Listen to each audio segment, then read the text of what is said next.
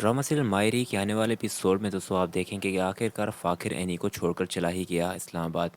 दोस्तों एनी और फाकिर के दरमियान बातें होंगी। एनी देख रही होगी कि फाकिर कितना लापरवाह हो गया है। वो उसे कहेगी कि जैसे जैसे अनाया बड़ी होती जाएगी तुम भी बड़े हो जाओगे, और दोस्तों वो उसे काफ़ी कुछ समझाएगी कि खुदा का वास्ता है कि तुम अपनी डिग्री मुकम्मल कर लो। जिस पर वो उसे कहेगा कि तुम अनाया की माँ हो, मेरी माँ बनने की कोशिश ना किया करो। और फिर दोस्तों अगले सीन में आप देखेंगे कि फाकिर जब एनी से बात करके आएगा और उसे कहेगा कि मैं इस्लामाबाद जा रहा हूँ किसी सेमिनार को अटेंड करने, तो दोस्तों एनी दोस्तों से मना कर देगी। और फिर फाकिर देखेगा कि एनी उसकी बात बिल्कुल भी नहीं मान रही, तो वो आएगा अपनी माँ को कहेगा कि मुझे सेमिनार के लिए इस्लामाबाद जाना है। तो उसकी माँ भी उसे यही कहेगी कि इस वीक तुम्हें पता है कि अनाया की सालगिरह है और तुम ऐसे कैसे जा सकते हो। तो फाकिर कहेगा कि सालगिरह आप कोई और दिन रख दीजिएगा, मेरा जाना बहुत ही ज़रूरी है। दरअसल में दोस्तों फाकिर ये बातें इसलिए कर रहा होगा क्योंकि दोस्तों उसके दिमाग में ये सब कुछ राहिला ने डाला होगा, क्योंकि राहिला देखेगी कि फाकिर बहुत ही परेशान सा दिख रहा है कि क्यों ना उसके दिमाग में ये सारी चीज़ें डाल दूँ। वो उसे दोस्तों कहेगी कि मैं देख रही हूँ कि तुम काफ़ी परेशान से दिख रहे हो, बेहतर यही है कि कुछ दिनों के लिए तुम यहाँ से गायब हो जाओ और अपने आप को भी थोड़ा सा आराम दो। जिस पर दोस्तों फाकिर अपना फैसला आखिर कर देगा और फिर वो इस्लामाबाद चले जाएगा। दोस्तों इन्हीं को जब ये बात मालूम लगेगी कि फाकिर उसकी बात ना मानते हुए भी